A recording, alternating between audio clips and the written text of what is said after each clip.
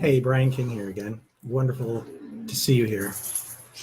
One thing that I contemplate a lot and is really the overarching theme of our work together in the Stigma Free Zone is how do you make peace with your diagnosis? Whether it's a mental health issue, a physical health issue, and either one of those things is likely chronic as opposed to something acute, which is short living and that's it. This is typically something we're going to have for the rest of our lives. And one of the biggest conflicts we face is we live in a quick fix society. Take a pill, drink a shake, and it'll all be gone. I mean, there's no end to the number of MLM offers I get whenever I mention my health on my primary page. People who promise the cure with their unique vitamin concoction, or the research they have that is second to none. And I've probably had 3 or 4 people offer me free trials. And I'll say for the record, none of them worked, period. And I know that there's these raving testimonials that they offer, but it didn't work for me. My conditions are chronic and my conditions are many. So in the absence of these cures, these natural remedies, what am I left with? I'm left with the reality that these conditions are part of my journey. And that's an important way to see it, is it's part of your journey. When you look at the peoples around the globe, there are people that live in mountainous regions. They got to climb mountains every day. Okay, they got to climb hills every day. There are people that live on the plains. Everything's flat. And there's not a lot of climbing, but maybe they've got to traverse vast distances to get water, to find food. I remember back when the native peoples were here, sometimes they had to travel days to find the buffalo before they could hunt. In Africa, some tribes, they need to travel many days or maybe even a week to find a giraffe or whatever they're hunting. And then they have to take care of it on site and haul it all back to the village. So there's work. There's work involved in being on the journey. And what's required for your journey really depends on what you find yourself with. Is it a mountain? Is it the plains? Do you have to go out in the dead of winter in a boat and go fishing? The Inuit, also known as the Eskimos, they live off the fish. And sometimes you got to chop through ice. Now, you look at any one of these people, and they could easily look at their life and say, man, this really sucks. Why did I have to be born in a place where I got to chop through ice every winter to get my food? Why do I have to be born in a place where I need to climb mountains every day to get my food? Or you can make peace with it and simply say, this is part of my journey. And there are parts of it that are downright tough. There are times when I could easily say, this sucks, I quit, I don't want this anymore, this is unfair. But does any of that change the reality? It's understandable. I do it, okay? Don't get me wrong. I have those, man, this sucks moments. But then you catch yourself and you say, man, I've had a lot of man, this sucks moments. And those moments have passed. I've gotten beyond them. I've found my way back to a place that feels real good, where there's a lot to be grateful for in life. And just like the mountains, there are times I have to work harder to climb, but I'm always able to get back down to level land. There are times I've got to chop through ice to get my meal, but then I can sit down and cook it and enjoy my meal around my family. So making peace with it doesn't mean you're in Shangri-La and you're always in this state of bliss and you don't care that you have depression. You don't care that you have bipolar. You don't care that you have MS or chronic pain or whatever it is. It's realizing that part of your journey is climbing. Part of your journey is digging.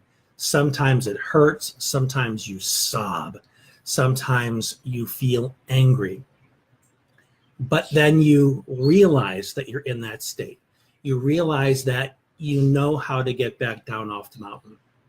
you realize that you know how to get off the ice back onto the land. And then you do the work to get back, and you find that place where you realize life is hard, my life in particular, but it's still good. Jesse, you were just writing about the same, about accepting the story of who you are. I cannot wait to read that.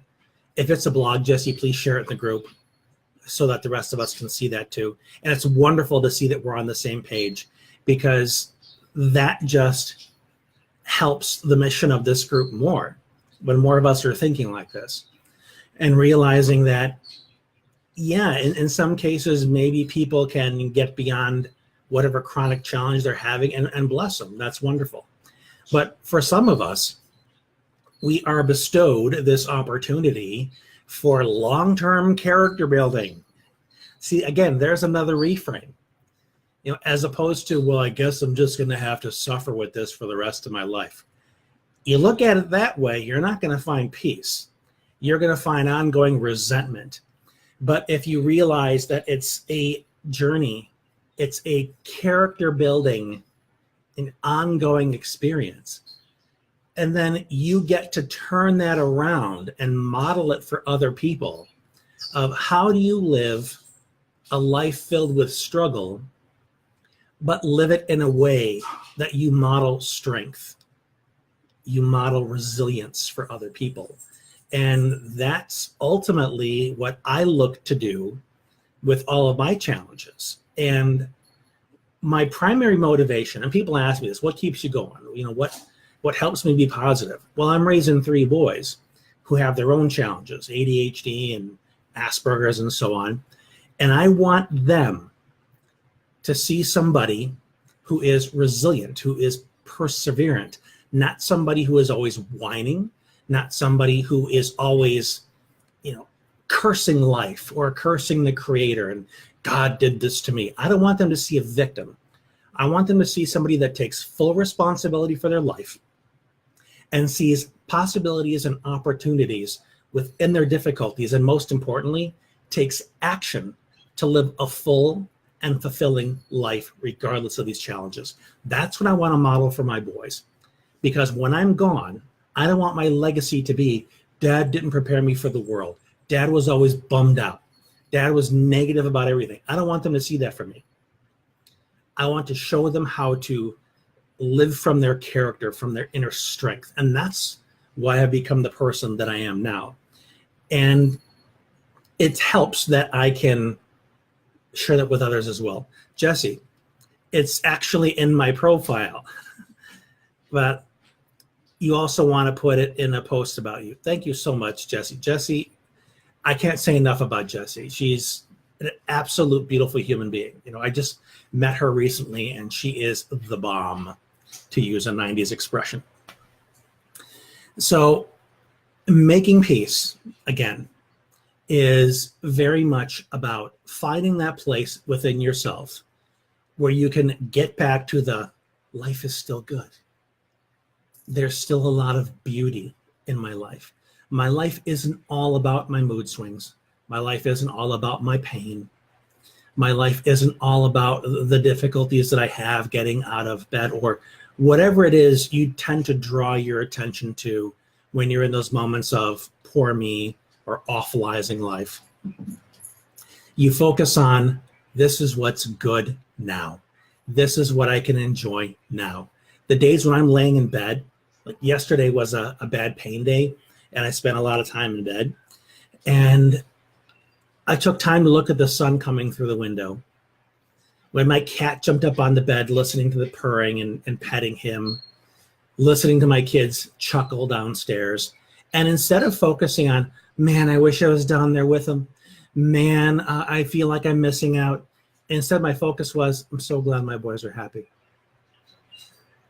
I'm so glad that, you know, I make the money to take care of this cat and show him how much I appreciate his company.